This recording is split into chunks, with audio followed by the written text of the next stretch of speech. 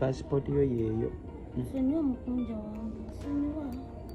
Nsonyiwa mawulire gannako eri King Sheebah owa Mukunja agobeddwa ebintu by'emmotoka ebikimi ebibino mbirina ate nga Katikiro atutte omwana mu kooti lwa kuvuma maama we nabyo birina mu maaso awo nga wali enkola yaffe wano kwanda boyg ka video mbadde nsaba okampereka like ekirala tukugamba subscribinga era omale onyigene ku kadde obeere ng'osobola ofuna latest updates amawulire amatuufu gokka wano kwanda boyg Hajat Kalodo agamba janga kulombereddwa namba yawe sembyawo 67 mukubire ajja kuba kuyamba go ina business yagalanga naffe namba yaffe eri awo so tukubirako tulinga tusobola okuyamba kale katukire mawulire gaffe agaliro oluvannyuma lwa King Sheebah owa Mukunja atassera ono enoko wejjo yagenze mu bbaala era bagamba mbuli abasajja abaze ne bamusigula wali emachindi nga wabeera era abasajja bano bamututte mu bbaala ne bamututte n'anywa omwenge yamaze okunywa omwenge n'atamira n'atandika okucyankalanya abantu mu bbaala ne bamukuba era nga Mary Bata ndowooza mumumanyi yakubidde Mukunja essimu nagamba mukazi we ali eno acyankalanya ebbaala era bamukubye era akavidiyo era bakakupulengera mu maaso awo beere ng'owulira nga Mukunja amusibula era nga muwa n'ebintu bye nga bwe yagambye egy'oku live. Passport yo yeeyo.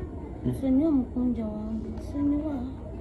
Nsonyiwa olaba nkwagala nnyo Sheebah. Sigenda biddamu ati distance biranga munju sigenda kuddamu Mukunja ate oyagala mbeere nga nkufuga bubi nze sirina mbeeranga kale munju nga soogera n'abantu ndooza kwogera n'abantu sigenda kuddamu Mukunja wange. no obulumi bwange Sheebah ekintu kino lwakuba nti nsirika ebintu bino bikoledde ebbanga ddene lwakuba nze nsirika mikwano gye gimpugula mukwano gwange lwakuba nze nsirika Sheebah sisobola mikwano gye gimpugula ne mbambera nga sibaliko bo ne bampitaayita sisobola ne bwe bakuyitaayita tunuulira okwabikayabika mbeere nabo tunyumye sisobola omuntu okutuuka onywa omwenge Sheebah otuuke kweyembeera Sheebah abantu banvume Sheebah omanye enjagala. Oluvannyuma lwa Katikiro okuvaayo nakomentinga ebibi ku nfayaane ya Ismail yamwogerera ebigambo ebikyamu omulenzi amanyikiddwa nga Jack Promoter bwe yavaayo ku TikTok omwana mulema ndowooza mumulabyawo vidiyo eno nga yakatandika yavaayo bambi n'avuma ekika kyonna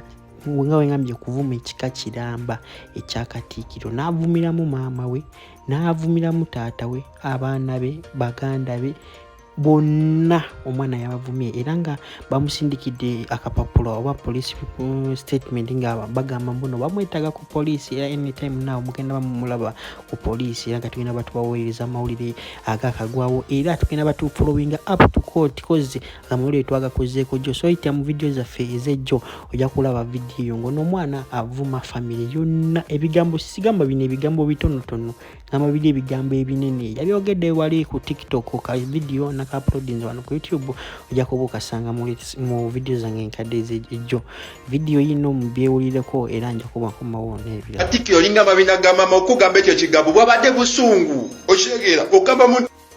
No, this is very very wrong. I think Ugandans we are going a little bit far. You cannot come out and insult a person like a Katikiro in such a manner. Tugambe nti musajja gwe wasinga family ya Ismail access okumulumirwa olyokoveyo vole Katikiro okutuuka ku mbeera erifaanana bwerityo. Bannayuganda nze ndabanga ekintu kino abakisussizza ennyo. Tuleme kugatta kamanyiiro najjo ogatte ku bintu ebimu. Tosobola kugamba Katikiro n'omuinsultinga mu mbeera efaanana bwetyo. I think Katikiro you need to take an action against this man. Let him be an example to all other people. Muleke kutuvumaganya.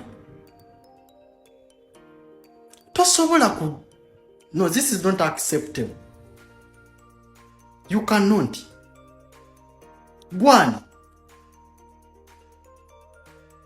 Bannayuganda tulekate kukisussa. Tosobola kuvaayo no insultinga omuntu alinga Katikiro wa Buganda mu mbeera efaanana bweti. Abantu balina emitima emibi mu buliro ono. Olax ani Alexis Ichuli abadde ayogera nnyo andabikira abadde ayogera ku speed okusinga bwalowooza. Omuntu osanyigira muntu bw'otyo paka ne mukufa n'otamusaasira mpozi okuggyako ng'olinako omukono mu ngeri gye yafudde. Egamba ne kibeera nti by'oyogera omaze kubirowoozaako. Ate ekyo kinzijukizza Kabaka buli waalwala amawulire galiikinga okuva mu lubiri nti Kabaka alwadde.